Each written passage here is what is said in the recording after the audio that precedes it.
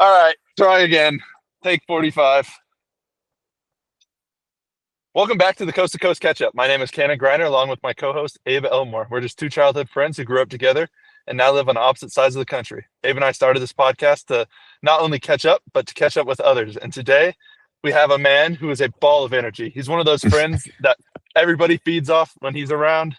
He enters the room and you can feel the excitement he brings for everyone. He's a man of many hobbies, including snowboarding, hunting, fishing, surfing, biking, horseback riding, dirt bikes. This man does it all. On top of all those hobbies, he also is recently engaged. Everybody welcome the man, the myth, the hybrid Canadian, CJ Sembaluk. CJ, welcome, man. How you doing, guys? Thanks for having me. Yeah, man. What? What an intro. CJ, go ahead and get into your intro. Go ahead, please introduce yourself for the people that don't know you. Who are you and what have you been up to? Yeah, my name's CJ Sembaluk. I'm 26 years old, Arizona local. Been here for all my life. Yeah, as Cannon was saying, I've I've got a lot of hobbies. I got a lot of things keeping me busy. Um, Quick day in the life. I'm first thing in the morning hitting the barn before work. I've got two horses that ride pretty much daily. I work at Empire Cat, which is our local Caterpillar dealership here. I'm a sales rep for all of Arizona and all of Nevada and parts of Southern California.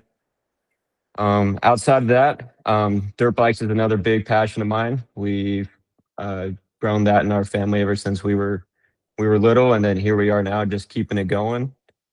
Um, with all all the different things outdoors, naturally hunting and fishing was something that came into my life and has been a big part of what I do, and is a lot of who I am.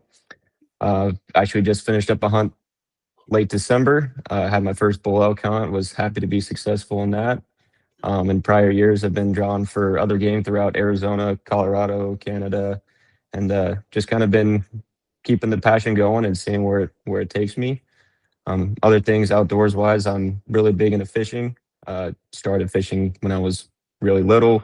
Grandpa taught me, and then as we kind of moved around, as my grandpa moved around, I was left to do it on my own, and then found fly fishing recently within the last, say, I've been doing it 7 years now. Um, that's been a new project for me, a new style of fishing that's definitely been a fun challenge and definitely a new form of fishing that's become super, super addicting. So yeah, that's me in a nutshell, man. Cool, man.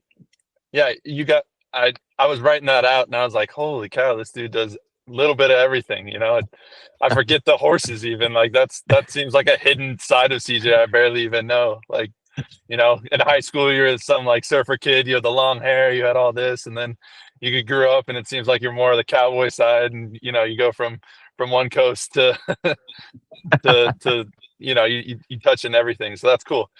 You said your grandpa kind of got you into hunting. What was that like? How did you start? What was the first thing you hunted? How'd he feed that to you as a kid? Yeah, so as you were saying earlier too, so all my family is from Canada. So when I started hunting with him, it was up in Canada. We were actually doing some bird hunting. I think I was around 7 years old at the time. So just kind of doing some dove hunting and some quail at the same time. It was kind of a rite of passage almost. That's how he started hunting. That's how my great grandpa started hunting, was just bird hunting out in the brush behind, the acres that they live on. And so when it came my turn, that's what we naturally did together. He's probably one of the most all around solid outdoorsmen that I know. He's been doing this ever since, you know, probably 5 or 6 years old. And now I believe he's 83 this year. And hunting in Canada is definitely different than it is down here in the States. I mean, here we kind of have a draw system where, you don't get to necessarily hunt every year. Where up there, there's an abundance of game, whether it be, large game, small game, whatever it may be. And he's doing it all the time. So good, man. My grandpa did a lot of hunting. I went with him once, but again, like it just never, as much as I wanted to get stick, he was just so far away. And I never consistently went up to Idaho enough to do it, and it's seasonal too. So going up to Idaho in October compared to here during golf season just didn't make sense. But man, you've got two dudes that one you've been riding to get the tags drawn every year, especially for me being back. I know Cannon, we talk about it all the time, trying to get back into hunting. How would you recommend two dudes that want to get into hunting, that don't know a whole lot about it, but man, we're all in on jumping all in on it because I think it's so fun. It's such a great thing. No, definitely. And I would encourage anybody who's got any sort of interest in it to really give it a shot. For most people who start out, so the way it works in Arizona is that you have to apply, you have to put in a tag, and year after year, you increase your odds. So there's lots of people within Arizona who would apply for some of these hunts. And then there's a lot of people who apply for mountain state because they realize that we've got really good elk, we have great mule deer, we have coos deer. There's a lot of great game that you can't find everywhere. So people are willing to spend the money, spend the time. So your odds go down significantly, but the more you apply, you just keep accruing all these points, trying to just help your odds. So for anyone looking to start, you need to apply and at least get those points in. And from there, you can at least grow your chances of being drawn for something. And with that being said, there are some seasons and very minimal tags for over the counter, which you can just purchase. But again, those come with limitations, those come with different seasons, and your odds are definitely not in your favor when it comes to those sort of tags. So right off the hop, put in those points and cross your fingers for something to be drawn and come your way. Is there something as far as, like the actual process of getting all your equipment, or like, would you suggest that somebody goes to the range and finds, shoots a number of guns, or like, how do you even, should we get started with archery? What's a good starting point for that? And that's tough because there's plenty of people like myself. I got handed my grandpa's old 270 Winchester, and that's what I grew up learning on. It's a great, in the grand scheme of things, great gun to start with. But yes, I would encourage most people to go out there with somebody who's got the variety of firearms that they could go to the range, they could shoot, try it, make them feel comfortable with it in a controlled environment. Because when you get out there in the sticks and you're like, okay, there's something in front of me. Your heart's beating, 1,000 miles an hour, man. They call it buck fever for a reason. And so definitely would encourage the rifle hunting prior to archery. I think it helps your odds significantly. Archery hunting there's a lot more to it. It's a lot more tactful. There's, you're in a much closer proximity to the game that you're hunting. And there's a lot more that can go wrong, in my opinion, with a bow than it can with the rifle. You can be lucky and you can harvest up, some form of game within 80 yards with the bow. But my deer that I took, I shot that thing at a little over 450 yards. So as long as you're able to set yourself up, I think rifle would be the best route to go for beginners. Yeah. How often are you? Listen, we live really close. People that don't know, we have adjacent backyards, CJ and I. But how often are you going to go shoot your rifle? Because I would probably equate it to golf a lot, where you probably don't shoot year round consistently, but like come September, when that season started to roll around, I'm sure you probably go to the range a few times a week just to like sharpen it all up. Or are you just an all pro and you're like, I don't need it, maybe one or two shots here or there, I'm good to go. But maybe can you kind of explain that process too? Yeah, absolutely. So, and another one of my long list of hobbies, I used to do a little bit of competitive shooting in junior high. So Add it to the list. added to the I didn't list. know that. Mysteries So, of CJ. yeah, I did that for a short little stint there. But no, when it comes time, in preparation for a hunting season, yeah, I'm typically putting probably 300 rounds through my rifle prior to going up on my hunt, which is pretty pricey when one shot's $2, per round. I mean, it definitely adds up. So I'm fortunate that I started doing some of my own hand loads. I load that with some coworkers of mine. We'll also just try to save a little bit of money on that aspect. But yes, I'm definitely preparing, doing my best to do my due diligence. So when the time comes where it is, when it's time for me to take that shot, that I'm prepared. It's going to be a clean, ethical hit. You know, that's the least that I can do to prepare for something like that. Yeah, makes total sense. Makes total sense. I want to go back to a not well-known side of CJ, the Canada side. I probably knew you for not 20 years. I was probably 20, so 5 years ago, which is pretty. I don't know. I probably knew you for 10 years at that time before I found out that you were a dual citizen. Like, where, you go back to Canada. How often do you go back? What is what's home to you? Where are you? Where do you go when you go back there? Like that side of you is a total mystery to me.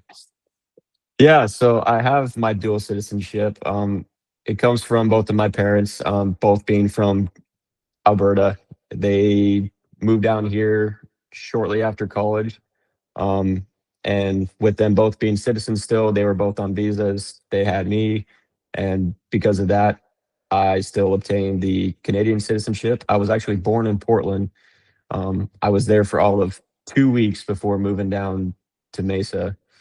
And so with that, like I said, now I have the dual citizenship. And yes, Alberta is definitely a home away from home. We all of my family were from a small town in Leduc. Um, it's kind of a out in the sticks sort of town. You get definitely have that small town vibe to it. A lot of welders, a lot of oil rigs, kind of more of your blue collar. It's very comparable to Texas. It's basically the Texas of Canada, to put it in blanket terms. But yeah, we go back there often. Growing up, we were out there for weeks at a time during the summer, whether it was fishing, camping, going shooting, taking out the four wheelers. We were there doing it. And then even when winter came around, fall, hunting up there, breaking out the snowmobiles, and everything and anything. We did it up there, and especially pond hockey. That was a pretty big one for us too. Dude, the list keeps going. Pond hockey, snowmobiles. I should still be listing things CJ's doing. Pond hockey. One of my earliest memories of CJ was him coming down my street in rollerblades. Back when rollerblades were cool, ripping pucks across the. Why are they not cool? I'm gonna say, man, when did they not become cool? I still have those same rollerblades, dude. They're still What planet cool. are you You're on, right. Abe? You're right. They're still cool. You're right. But CJ's just screaming down my street, just dribbling the puck. Just like, who is this kid? And then yeah, that was I think that was probably my first meeting with CJ. And I was like, wait, I know you. Like, you're that kid that lives on the other street. But yeah, man, you need to start shortening your list, dude. I'm just tired of this crap. You do it all. You're good at another thing too that pisses me off. You're good at everything you do. Yeah, I'm trying to try a little bit of everything, man. And it's got, as much as it's fun, but it sucks too, man. It's freaking pricey, dude. Everything is so expensive, but it's so much fun. I think I was telling you the other day, I'm like, spearfishing has definitely become a big interest of mine, dude. I don't have a boat. Do you follow but that big water guy, or what's his name? Yeah, he's got Up here the in long Washington. curly hair. Yeah, dude, that dude's Absolutely. awesome. I started Dude. watching those videos, and I think I saw you liked it or something on Instagram. That's why I was like, "Oh, CJ's on, nice." Oh, But I I've been love getting his into stuff, that. dude. It's so sick. Well, The it's diving for awesome. shellfish and all that, like, just the Well, this side guy's of. out here sticking halibut. He's out here with salmon, doing all these crazy runs out there, in your guys' neck of the woods and everything. I'm just like, that would be sick. I mean, we're 5 hours from San Diego. I mean, that's a quick drive, and we could spend a weekend, sleep in the bed of the truck, do some spearfishing. I'm just missing a key element of a boat, but I mean, we'll figure that out later. Yeah. Only CJ would I get into spearfishing, living in the desert like that. that perfectly describes like who you are. Like, oh, I can do that. I want to do that. Everything's stacked against you, but it's like, oh, that sounds fun.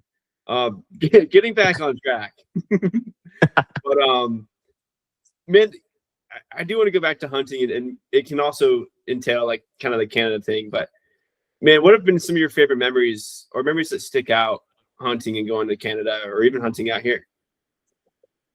Yeah, I mean, hunting is definitely, like I told you, it's been a large part of my life, and it's not as much as what people think it is. It's not as, the harvest of an animal or anything like that. And quite honestly, that reality kind of set in more with me after this last elk hunt that I had.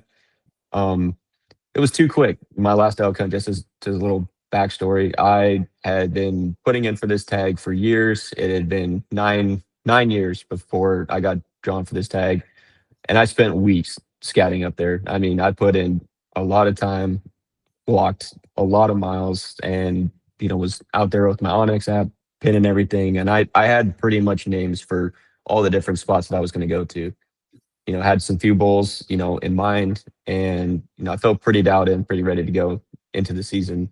And opening morning, 3 hours into my hunt, maybe 3 hours into my hunt, I harvested the bull that I was really looking forward to. And don't get me wrong, I was very excited with the outcome, but the fact that I had put in that much time and that much effort, and the fact that it only took me 3 hours, it was like, was I well prepared? Yeah, but I definitely would have, I wouldn't have mind, being out there for a few more days. Some of the best experiences that I've had hunting has just been all the downtime in between, whether it be, hey, I'm going to take a quick, 30-minute nap right here. And then I wake up and, I don't have a bear tag, but look, there's a black bear that, we've got glassed up. Or, hey, don't have an elk tag, but look, there's 4 cows, 2 calves, and a bull, walking this hillside. Honestly, it sounds a little cheesy, but there's a lot of self-reflection in those quiet moments where it's just you, and, you know, and I almost feel that like your senses almost become a little heightened. You feel the breeze a little bit more. You hear things that you wouldn't typically rather hear. I mean, the feeling of, tree bark, grass, everything around you as you're just kind of sitting down, posted up, glassing different hills. It's definitely those sort of moments that make hunting enjoyable for me. Yeah, that I can totally see the draw to that, and just the fact that you're enjoying, you're almost enjoying the journey more than the destination of that, right? Like you're enjoying that you're going out and scouting all these places, and being more immersed in nature than just popping out and getting meat, or basically doing a grocery run like you did in 3 hours. Might as well have just Yeah. kind of gone to Costco and waited in line. um but yeah, dude, it's it's always cool to me. I haven't hunted. I love nature, and I do think that it'll be something I get into at some point. um yeah, I just love the animals, and love the aspects that you're talking about, like camping, and just kind of stepping back to the roots of, I don't, like, humans as a whole, right? Like, just being what we were, and hunting, gathering.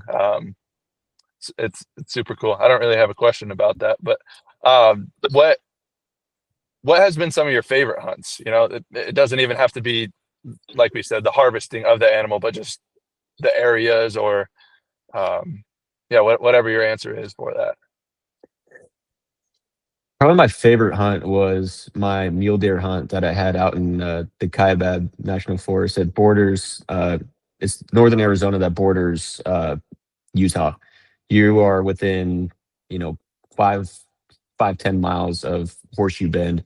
It's a super cool area. It's about 6 hours from my house. So it's a little bit of a trek getting out there, but I think that's what kind of gets me excited about going out there, because it's not something that I go to all that often.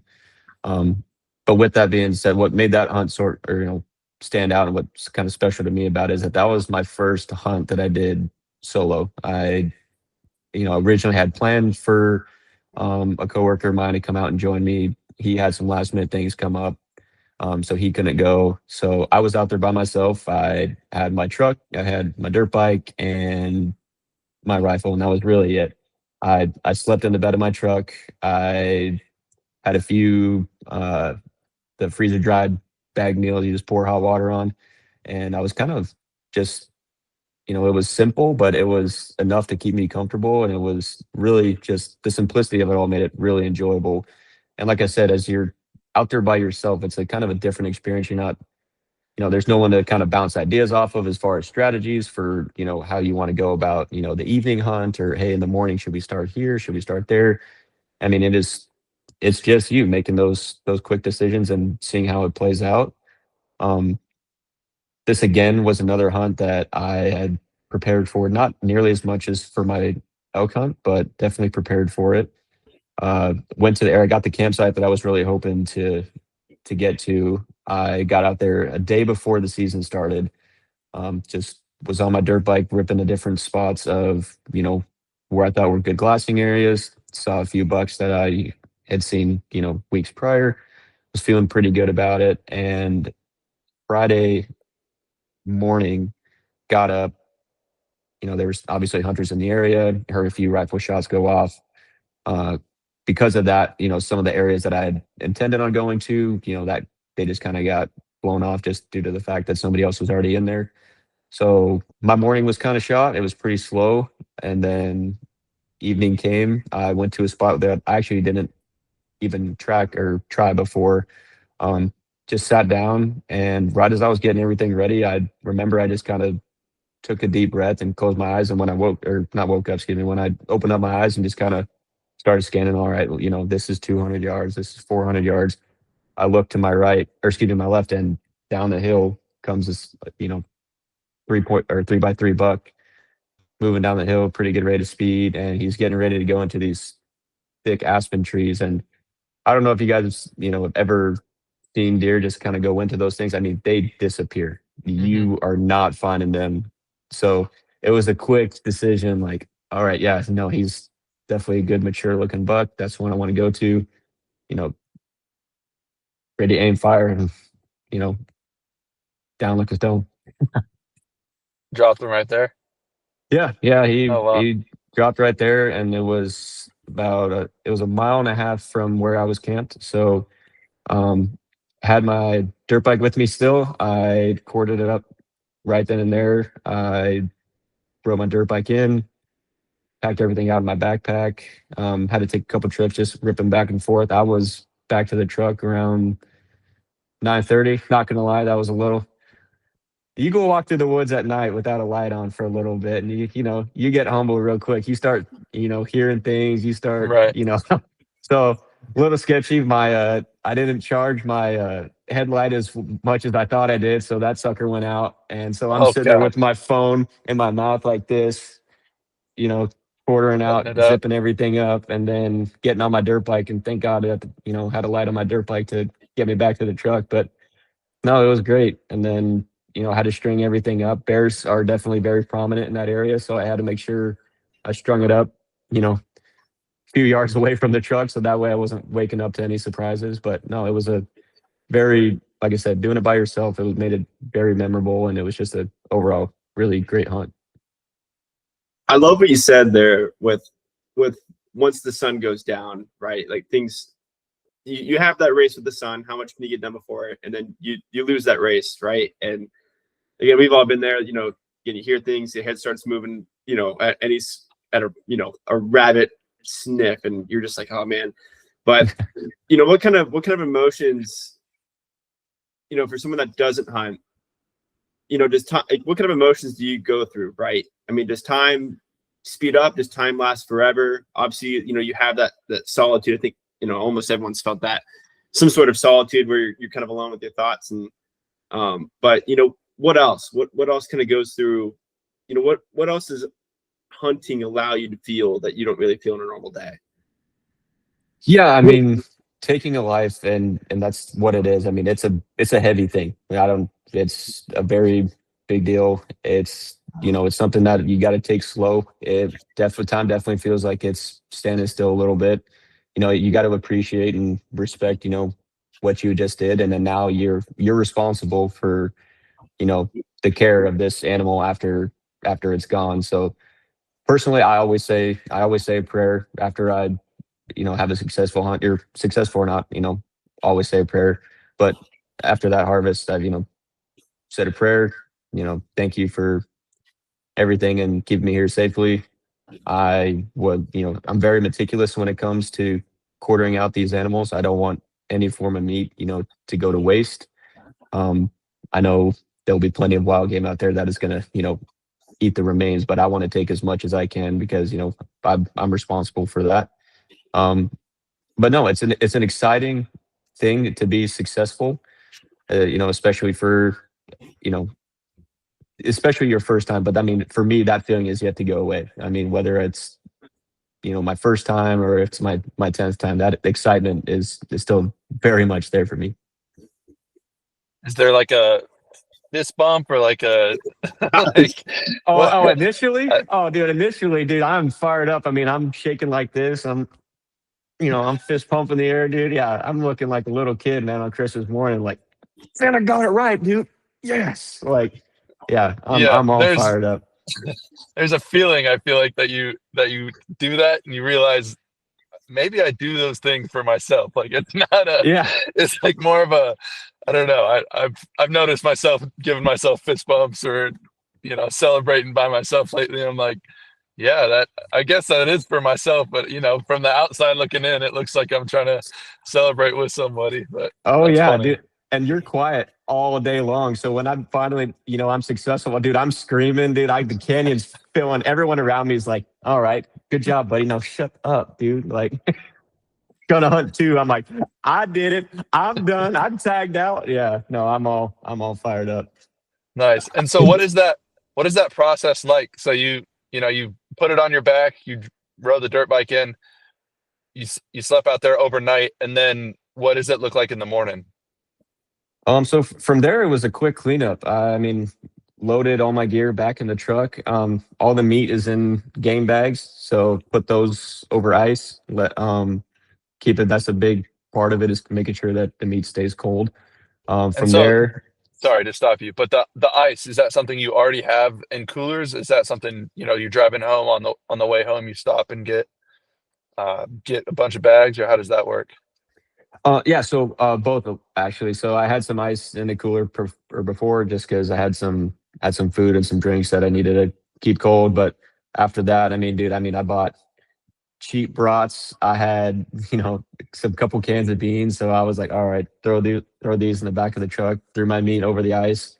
Um, yeah, as I made my way towards the meat processor, what stopped at a gas station, fill it up with some more ice, just make sure everything's all covered. Get that over to the processor. You tell them your order, tell them what you want done with it. I want X amount of burger, I want X amount of steaks, I want this turned into jerky, this turned into, the sausage, whatever it is that you're feeling. And then what I did for as far as a mount goes, it's called a Euro mount. And what that is all it is taking everything off of the skull of the animal, and they bleach it and keep the antlers on there. In my opinion, it's a good look. It's a very clean. It's very simple. So taxidermist did that for me. It's something you can do yourself, but I mean, for $120, I mean, somebody who's going to do it professionally, and I feel it's worth the money for. Do you have a goal to like, not a goal, but like how many antlers do you want in your house? Like set up? Like how many racks do you want up? Right. In CJ's perfect world, what does that look like? Oh man. Okay, so I mean, I have the elk, I have the mule deer. My big thing is I want to go to Africa so bad. There's this one animal in particular. It's called a kudu, and it's basically, I don't want to say basically an elk. It's the size of an elk, but they have horns that spin upside up there, and it's kind of just a wild looking animal. They taste great, and quite honestly, there's an overpopulation of them, so it's not like I would be going there to like. I've got no interest in like hunting lion or zebra or anything like that. In my opinion, that's kind of just kind of dumb and really unnecessary. But those kudu are in abundance. That's something that needs to be regulated. So that's something that I would like to do. Antelope's big on my list as well. I've put in for Wyoming, Colorado, and Arizona this year. So fingers crossed that something happens out of that. But no, I'm kind of addicted to all of it. Really, there's not really a number that I'm chasing. I like going with people. You know, if it's you can have a tag, and I would still want to go with you. I mean, I did that with our buddy Zach with his elk hunt. It wasn't my tag, but man, I wanted to see him successful. So yeah, definitely made the trip up there. Did some spot and stocks with him, just trying to make it all happen. But so no exact number for me, but there's definitely some stuff out there that's on my list. Oh, Yeah, I yeah. watched that meat eaters. I watched them from time to time, and he just hunted that kudu. So I saw that cool animal. I didn't realize how big they were. I've seen the horns and stuff, but they are, yeah, like you said, elk, horse, like large animals. I couldn't believe how big that was. You mentioned the antelope, the pronghorn. I'm kind of an animal nerd. They're one of the fastest species of of hooved animal out there. Did you know that? Yeah, Because like isn't it they like used to 70 be, miles an hour or something like that they can get up to? it's something nuts because they used to be hunted by the American cheetah back, before the Ice Age, and so they've developed to be extremely fast, and like they're No way. way faster than anything else. Yeah, little animal nerd. I think learned that on Joe Rogan or something.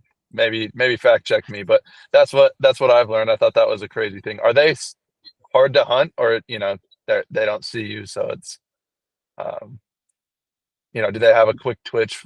Like, are they hard to shoot with an arrow? I probably don't know what I'm talking about, but No, yeah, archery hunting for pronghorn is very difficult. Like you said, they're fast and man, they're quick. So I mean, the one thing is called jumping the string. Deer do Mhm. it, elk can do it sometimes. Just they're bigger, so the target's still easier to hit. But deer, antelope, it's jumping the string, and so when you release your arrow from your bow, it makes a little bit of sound. And they're so tuned in to their surroundings that when they hear that sound, they'll either dip their back in such like and they drop feet within just a blink of an eye. And your arrow, I mean, it could be perfectly dead on whenever you release it, but when they react, I mean, you're a foot and a half high. So archery hunting for those guys definitely very difficult. You're hunting over water. You're because I mean they're out in the plains. So I mean when you're walking through there, you stick out like a sore thumb. But with the rifle, on the other hand, I mean you're laying down, you're in the tall grass. You got that kind of in your favor, and then obviously with the rifle, you can reach out, poke them at a few hundred yards before they can even see it. But it is I would not say an easy feat by any means. That's why I think that's kind of the draw for me is the fact that it is such a challenge. So good. Do you have, I mean, we mentioned, just a little bit ago that you want to get into spearfishing. Do you have any other like fishing goals? I mean, do you want to catch like marlins? Is there a pyramid scheme of, hey, I want these fish and I gotta catch them. I just gotta catch those ones. Oh yeah. There's definitely a book that I've got, of fish that are high on my list. And it's how I want to catch them too. That's kind of how I got them stacked. You can do some saltwater fly fishing, and dude, tarpon on a fly rod would be sick. I mean, seeing those things full body out of the water, just charging out, they are super, super tactical, super hard to catch. But I mean, awesome fish. So tarpon's high up there. There's some big deep sea fish that are definitely on my list. I checked one off last year. I was able to catch a sailfish down in Mexico. That was really awesome. Caught mahi, caught some smaller tuna, but I would definitely love to hook up to. I mean, a solid tuna. I mean, everything above like 250 would be awesome. That draw and that adrenaline dump. I want to feel that bad. yeah, that's a fish. Yeah. 250. Dude, I watch these wicked tuna guys and I'm like, that's what I want to do. I mean, like, I want to fight this thing for like hours and I want to see, just mano y mano, like, let's go. I'm like, I want this. Give me everything you have and I'm going to give you everything I have, and we're gonna see, who's the better of the two. And then at the end of it, I mean, it's sashimi and fish tacos for everybody on board, dude. I mean, let's just fillet that up right here. That's awesome. The tuna are a weird one too, though, because you have to get them in quick, or else they'll cook their own meat, right? Yeah, their meat. It's a weird like internal shutdown where they go from this beautiful pink color to just this dark, nasty red. And if it gets to that point, it's pretty nasty.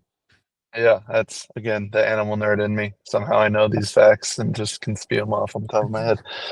No, that's cool. Hopefully we hook into that on the bachelor trip. Oh, dude, I'm so fired up for that, dude. We were talking about that when we were catfishing the other day, dude. I was like, I really hope that, we go out there and just all of a sudden one of us just has their rod just ripped almost out of their hands, dude. Just, yeah. I'm handing it to you. No, I don't deserve the fish of a lifetime. I'll Dude, get more no. happy to see CJ hook into it. You want to talk about a reaction, dude? I will be losing my mind if that's ends up happening, dude. Yeah, that's gonna be a high I won't be off of for a long time. For sure. I know Looking forward to it. I know for a fact if I get a big fish, I'm handing that shit off. I'm gonna get it halfway there and be like, I'm too tired. Can you take it? Just pass that shit. It's just gonna have all the rods. Yeah, all of them back and going off. forth. Dude, the arm pump that you get, I mean, I know you guys have done some rock wall climbing and you get that arm pump. I mean, it is nothing compared to that. I mean, amp that up by like 10 and just totally, yeah, Rock wall unreal. climbing. Add it to the list. I fought an amberjack. I fought an amberjack and I thought that was hard. So I don't know what I would even expect in the other ones, but man, you have so many good memories, and man, you just do it all, and it sounds so exciting. Another thing to CJ's list that is exciting. You just got, and not just got, but you got engaged last summer. It was last summer, right? Yeah, last summer. Yeah. You got engaged last summer. We'll start from the top. How did you feel your engagement went? Your proposal, not engagement, but your proposal. I feel like the proposal went really well. I mean, for the people who don't know, I proposed to my fiance Delaney out in Positano, Italy. I was on WhatsApp talking to a photographer in Italian that I have, and I don't speak a lick of Italian, dude. So I'm Google translating everything, really trying to like coordinate it all. And by the grace of God, we figured it out. We took a ferry out to the port, and then from there I met with her and my fiance, and we got onto a smaller boat. I lied and told her that this was actually a taxi boat that was going to take us to the restaurant that I had reservations for. Little did she know that I was going to, take her out on the bow of the boat and propose. Yeah, I mean, don't get me wrong, I was excited, but yeah, I was definitely nervous. Not only for making sure everything went as in my mind properly to reality, but then also we're on a boat and I'm holding on to an engagement ring, and all I can think about is, oh yeah, boom, and I'm watching this sucker just go into the depths. So, but no, luckily everything went really well. She said yes, so here we are now, almost almost a year later. We're getting married here in June. We decided that we're getting married in Bozeman, Montana. Yeah, Bozeman, Montana is going to be our spot. We found a really cool place out there that we both really liked, and excited for the wedding. Good. I got I get some laugh sounds. Sorry. All right, keep going. I don't know what had just happened there. I must have missed something. I got a few questions about the proposal. Being a person who recently did it as well. How long were you holding on to the ring? Did you have a speech? And was that the exact way you envisioned it to go? Oh, okay, yeah. Basically, what he's asking is, did you black out? I did in a way. So to answer your first question, I held onto the ring for it was the third day into our trip, and all I was thinking about the entire time and what I had read about Italy is all the pickpocketers and all the different pickpocketing things going on. So what I did is I bought a fake Axe deodorant can and it's hollowed and I put it inside of this Axe can, had it on my backpack at all times, had a lock on my backpack. Like I said, held onto it for 3 days. I swear, I mean, if it wasn't every 5 minutes, in those 3 days that I was looking back at my backpack, making sure that it was still there, making sure that it wasn't gone. Um, I did have a speech in mind, and actually, a few hours before we went out on the boat, we were swimming in a pool that we were at, and what I was doing was holding my breath and sitting at the bottom of the pool, thinking, "Hey, if it's long enough, or if it's too long, I'm gonna black out in here. So I need to cut it short. But if I go up and I've still got like half a lung, maybe something more. So I mean, I was practicing that for probably an hour, just bobbing up and down in the deep end of this pool. And then yeah, when the time came, I mean, and it was like felt like Forrest Gump. Hi, Jenny. Like, will you marry me? Like, dude, I blacked out, dude. I'm like, my legs twitching. I'm just like, yeah. Felt like I tried my best to keep it from, together. But yeah, definitely not what I'd practiced, leading up to it. I feel that more than I wish I do. Like, I think, well, at least Alyssa and I were like over camping in the coast of Washington. She has a video of me in the morning, like she does her vlogs or whatever, and she's like, "Good morning," and I'm over there just rehearsing it in my Yeah. head, just staring at the ceiling. Good morning. I'm like, hi. Yeah. It's just like could see I'm not in it, and yeah, it's more nerve wracking than you care to admit. Even like, was there any doubt that she wouldn't say yes, or any doubt if she would say yes? She I was good. wasn't so nervous with her saying yes, but how I wanted to present it, yeah, definitely I was more nervous. I'm not a good public speaker to begin with. So, I mean, that in front of somebody, you know, in the front of the photographer who I just met, 30 minutes ago, I'm probably beat red too. But luckily, I think I had a little bit of a sunburn going on. So that might have just blended in a little bit. But no, between that, I think it was it worked out okay. Outside looking in, you guys both proposed within like 2 weeks of each other. I think Cannon was first. I remember seeing Cannon's photos, and I was like, "Damn, like, that's pretty good." Like, on the very we've talked about it in here, but at the very corner of the continental U.S., like, that's pretty cool. And then I think we talked about it, so I knew that was coming up. But CJ, you didn't tell me at all that you were going to propose in Italy. And so then, like 2 weeks later, I see, the beautiful photos that were taken, and I was like, God damn it! Like, both my friends are doing really good at this proposing shit. And so I do give kudos. I did see it, and I was like, that's hell yeah! Like, I did a pretty good job. Oh well, thank you. Yeah, no, we were in Italy when we saw Cannon's pictures, and I hadn't proposed yet. And here's Delaney like laying on the bed, just like, I see Cannon and Alyssa just got engaged. I'm like, oh, What do you that's think we're sick. doing in Italy? Yeah. Like, will you just give me some time? Just let this play out first, and you'll see I've got a plan. Yeah, It's the no, worst, man. The pressure of like, is it happening? Like, yeah, I it's would too have bad. I would have hit it with that. Oh, I didn't bring the ring. I didn't bring a ring this trip. Like, yeah. I gotta wait till we get back. Yeah, it's hard though, because like you want it to be so good, but you also like, I don't know. There definitely is a pressure to it, right? Like and it's probably self-induced. At least mine was. It was like I don't want to mess this up. I want it to be memorable. I want it to be exciting, and So you did a great job. At least the picture. I didn't hear the speech. You might have done a shit job, but on social media, man, Chef's kiss. No, thank you, and likewise to you guys. We saw your guys' pictures, and we were pretty fired up. I mean, the fact that we know both of you, and so the fact that it was like, all right, now it's boom, you guys are here now together, like officially. It's like we were fired up. Yeah, good man. Us as well. Obviously, I know your current living situations because we live so close. But you proposed to Delaney. You did it over the summer. You did it over the summer for a reason, I believe. Delaney, spoiler alert, lives in Colorado.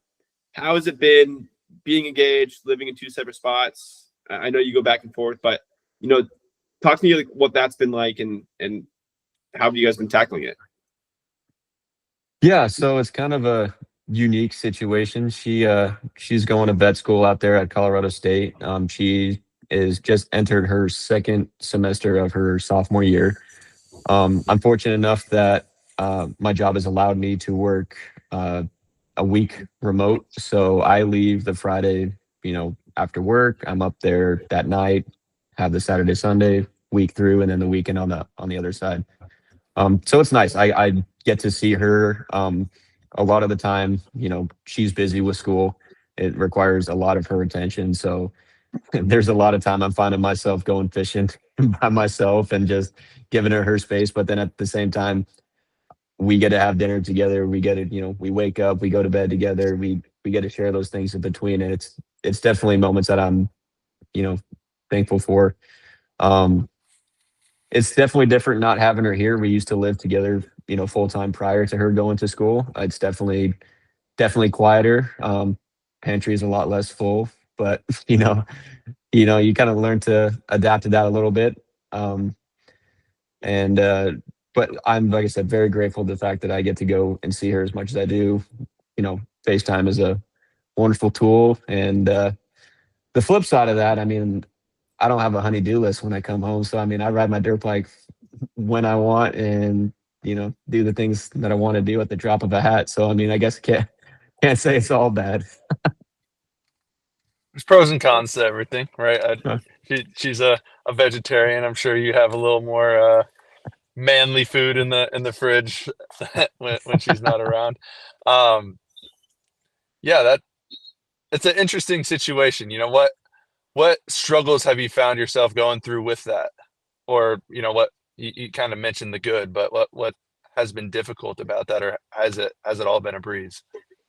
No, I mean, it's definitely been hard. I mean, as cliche as it sounds, like she is my best friend. Like I don't get tired of seeing her, and when something, if I got a new, piece of news, I like that she's the first person I think of who I want to share it with. So it's tough when I don't, get to come home and see her and share that, and telling somebody over the phone versus telling them in person, and being able to give them a hug if they do something great, or for me to be able to tell Delaney, great job on an exam after she does something really well. It's those little interactions, those things that definitely they're a little taxing, and it's definitely, like I said, with it being a little quieter around here, it's definitely not fun at all times. Um, but again, trying to make the best out of the situation, and we are almost at the halfway point for her with this vet school. I'm super proud of her for getting in. This vet school in particular has a 3% acceptance rate every year, and she got it on the second try. And oddly enough, her mom went to the same vet school as well. So it's cool to see that come full circle. It's cool to see her get into, it was her number one school. It was the school of her dreams. So to see that, to see her open the acceptance letter, to see her, to packing up everything here in boxes, driving, from here all the way to Fort Collins, and then now watching her get to discover this, it's a new state to her. It's a new city, new group of people, and getting to be a part of that with her, a little bit each month along the way is definitely been a blessing in disguise. How much of this process and this season that you guys are in together enforce that, hey, this is my person? Yeah, so with her being gone, it's definitely solidified the fact that it's like, yeah, there's, like I said, there's nobody else who I want to, I want to come home to. There's nobody else who I want to share things with, things I want to things I want to do. When I when we're making plans, it's like I'm automatically thinking, okay, it's her and I going to do this. It's not, so much, when I was younger, it was like, hey, I want to do this, I'm going to do that. It's like, no, this is something I'm going to do with her. Um, it definitely puts a damper on some things. Whenever you think like, hey, I might be able to do this now just because, I'm working. But where she's, in school, she's got a different schedule, different breaks, different times off. So scheduling things around that, like our wedding is in summertime because that's when she's getting, her longest break. And then the summer afterwards, she's going to be in clinical, so she's not going to have uh, a summer break. So working around that, I mean, it's new obstacles come, with each semester and as she progresses. But you know what?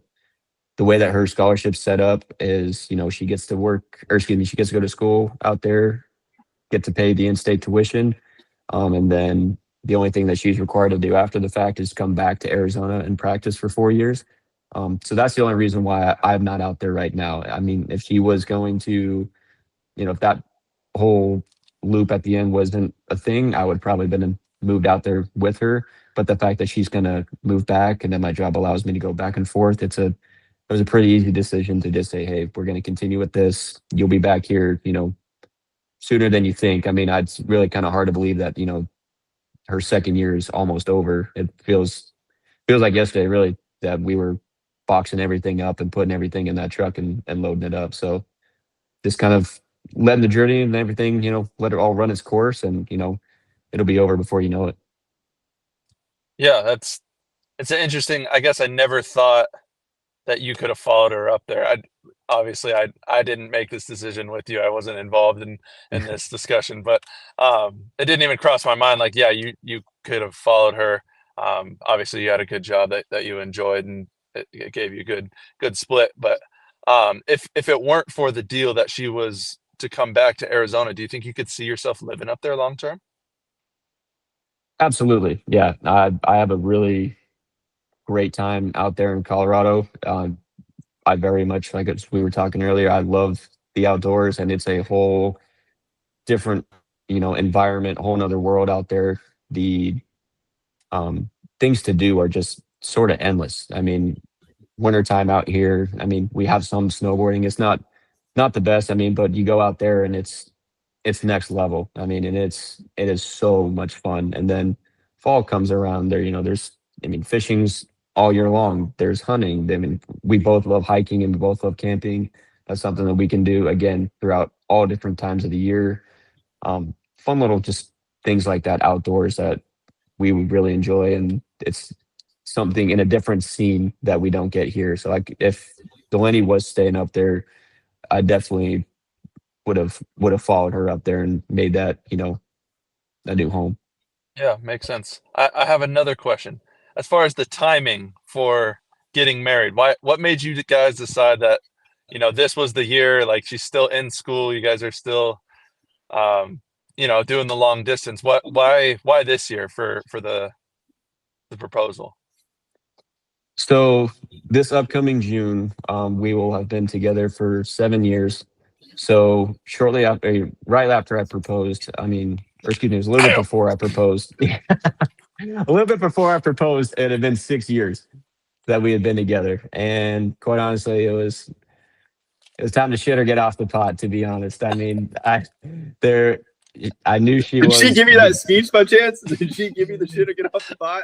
no, but you know what? There was people around us getting engaged, and it was just like the like, hey, look at this. And I was like, yeah, I'm getting the hints, but it was just like, okay. And then, and I'm sure Ken, you can relate to, I mean, it's a process. I mean, between finding the ring, okay, great.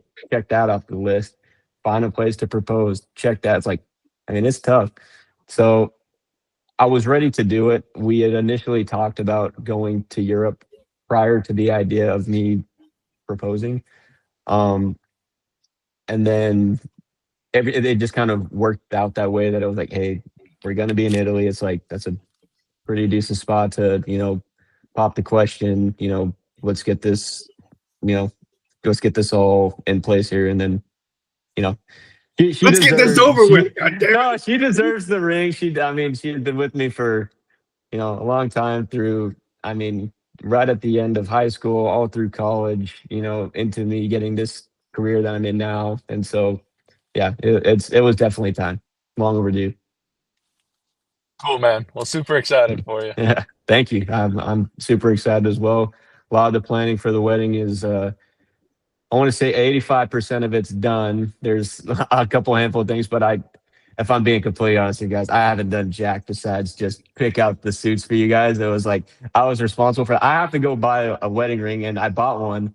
And Delaney's like, "Let me see it," and she got all mad because it was like the little ridge one from online I saw on Instagram, and I was like, "Babe, this is an $85 bundle. It came with the rubber ring, which I wanted. I hate the idea of wearing a ring."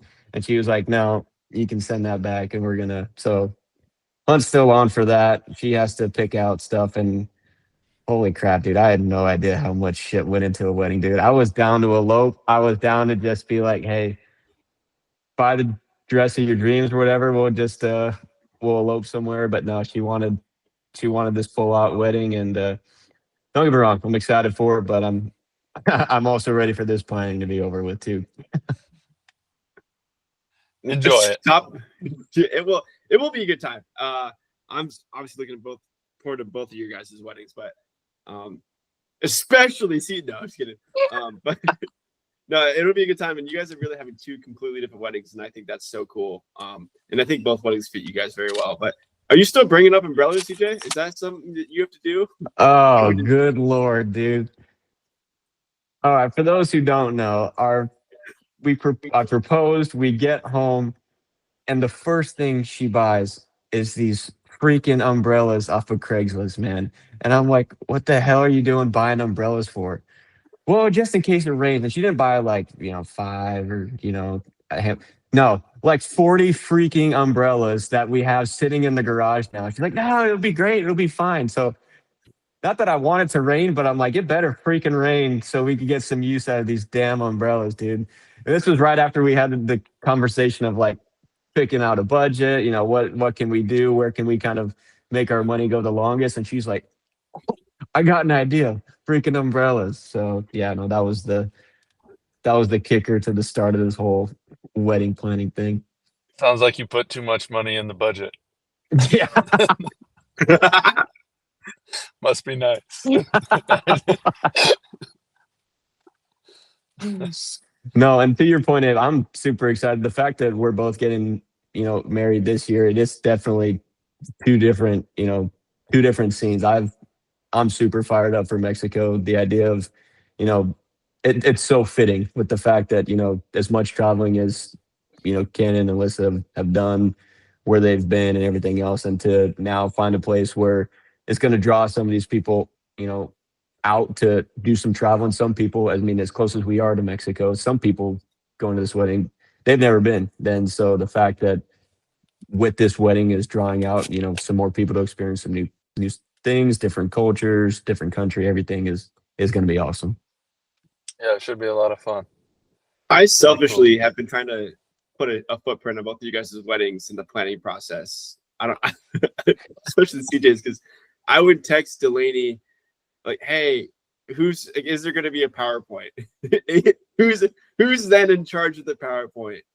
And I'm not going to say specifics yet, but I will have my footprint on this. And then even like Delaney, there's some times where it's like, "Hey, you guys should have a golf simulator there, right?" like an Instagram reel of like, this really nice simulator at a nice wedding, and like all the guys are trying to hit the longest drive possible. And I'm like, this would be super cool at your wedding.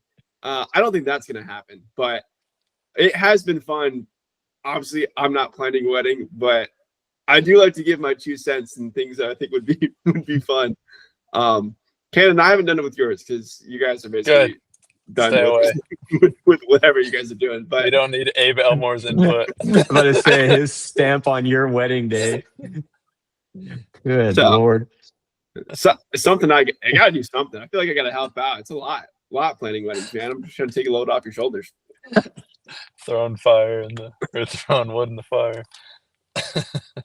No, and Delaney never ceases to amaze me with the different things that she thinks that we should have. Like, I don't. I mean, surprise, surprise. We're having a freaking mechanical bull at this That was wedding supposed to be a now. surprise, first of all. You can't be saying that on the air. Oh, all right. Whoops. Sorry, babe. Cat's out of the bag. But That's kind of sick, actually. yeah, no. I'm So I'm pretty like, pumped about it. I want to say I'm super fired up about it. But I was like, when we're figuring out, hey, okay, should we have a knife, a fork, a spoon, what plate? Oh, and a mechanical bull. I'm like, all right, well, that was out of left field, but I'm like, that's actually one thing that I'm like, oh, hell yeah, that'd be pretty sweet. Hold my umbrella and hold on the other hand with the bull. Like it. No, that's fitting. Yeah, I didn't even add that to the list. CJ's a bull rider. Oh, The list doesn't stop, dude. I wouldn't give me too much credit on that title. I mean, you could put my rides on an index card, the amount of bulls I've ridden, dude. I mean, it's a short list, but man, it's fun, and I think it's something that everybody should do it at least once, just to say that you've checked that off your bucket list. Maybe not So good. rider, just a bull mounter. Just So, yeah. but man, you've done so much stuff. You've had, so many goals in your life. You've accomplished so much. What's next for CJ? What's something that, takes up a lot of, energy in your brain? What are you striving for? What are you working for? And maybe on top of that, what are you and Delaney working for now that you guys kind of, you're almost there, but being married, but. Yeah. So I guess as a couple, we've talked about, Italy was our first experience over into Europe and our first really big travel together. We've gone to Mexico before. We've done some traveling within the US, but that first trip out there really kind of opened up the doors for us as far as, hey, like this was super, super fun. It was super enlightening to see a different culture, to, just kind of experience that firsthand versus just hearing about it from other people and stuff like that. So for us, traveling is definitely a big thing on our list. Um, we just decided for our honeymoon, we just booked the flights last week. We're going to go to Portugal. So that's something that we're really, really looking forward to. And then, with her next summer being, her working in clinicals, she's not going to be able to do anything. But the year after for her graduation, we've talked about, what are we going to do next? And so that's going to be, obviously her choice, picking something out for such an accomplishment. Um, Personally, I'm working on just my career growth within my job. This place that I work at is somewhere that I've been wanting to work at ever since high school. My dad's best friend worked there as a sales rep. I saw the way he lived. I heard the things he got to do. Um, Kind of inspiring. So that's where I put all my focus in, and I'm very fortunate that I'm here now. Still, obviously, just trying to climb that ladder a little bit more.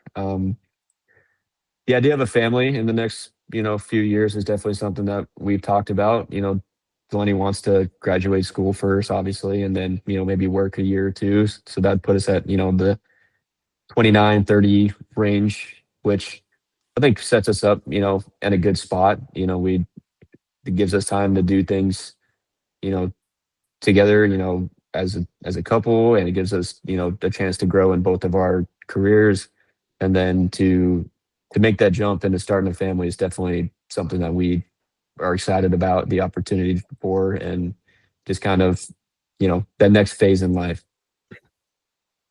That's awesome. Yeah. No, that's super exciting. Portugal, great choice, dude. I love Yeah. Portugal. Super cheap, great seafood. Like I'm sure there's great fishing. I didn't make it out, but yeah, that's awesome. When is that planned? You might have said that. No, yeah. So we're getting married in June, and then 30 days after we get married, we'll Okay. be heading out there in July. Some awesome surf spots that I've seen ever since I was little that I've really wanted to hit. And dude, the fact that we're gonna be there now. Oh, dude, Nazareth, dude, that would be sick. Dude, it's going off right now. I don't know if you saw it. Like, dude, I looked at the cams. Dude, it's like 40 foot, dude. And I'm like kind of geeking out. I'm like, there's no way I would ever ride something like that. I'm more of the 2 foot and pumping, dude. It's just knee high and I'm just cruising. But no, there's some spots that I've looked at, since high school that I'm very excited to hit. We're gonna go to the and I might be saying this wrong, but the islands that they got up there too, Madeira and the Azores Islands. Yeah, That's two things that we're gonna hit along the way. Just quick little hopper flight. So that's definitely something I'm really looking forward to in dude, that's awesome. this year. That's Yeah. sweet. So how long were you in Portugal for, and where were you at? And like, We here's we we just did the southwest coast. We were there a week, a little over a week, and yeah, just kind of stayed in a little hostel and popped around, and it was awesome. Just drank cheap beer and walked the streets and explored, and like all the what I really liked is all the beaches down there. The rock is so crumbly, it creates like these big caves. I'm sure you've seen it on like your desktop or something at work where yeah. there's these pictures of ocean and then a big cave and then it's like a hole in the ground, and it's super cool and fun to just explore the coastline, and like you'll crawl through this tiny little 2 foot hole and it'll pop into one of those that's like a 80, 90 foot, rock shelf all the way around you. So um that's on the south coast. I think you'll probably be more on the west northwest coast is more a little more populated, but yeah, dude, it's awesome. I can't recommend it enough for a beach town in Europe. It's great. Right on. Yeah, no, we'll definitely be spending, like, we're flying into Porto.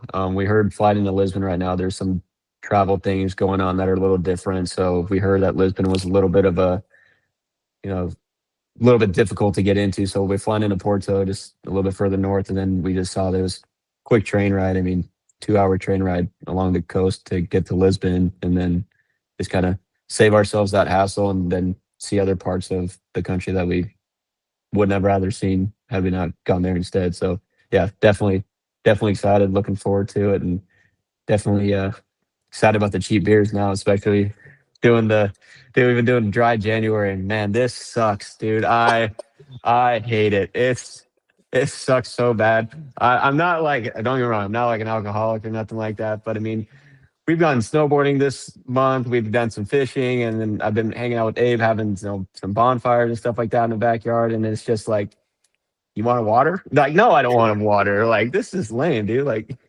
so definitely excited for that. We can crack one in a few hours if you want. I'm about to say, dude, here we are on the 31st. I'm like ready to quench my thirst a little bit, licking my lips, ready to go. Add that to the list. Not alcoholic, Yeah, no, but no, likes a yeah. drink. Yeah, write that down. Make note of that. No. Cool, man. Well, any more questions, Abe? Nah, man. I think we did get the tip of the iceberg with CJ, but Right. man, there's always so much more. Do you have any final thoughts?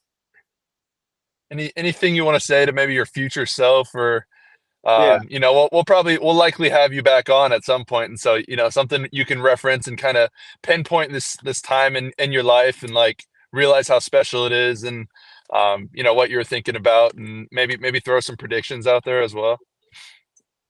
Yeah, I mean, as far as for my future self, I really hope that I stick to the goal that Delaney and I discussed of traveling and just enjoying that time together. And especially now more than ever, things are gonna only move faster. So, and especially, I mean, knock on wood. I mean, this is getting married is a one-time thing. So, enjoying all those moments, the planning, the decision making, the everything leading up to it.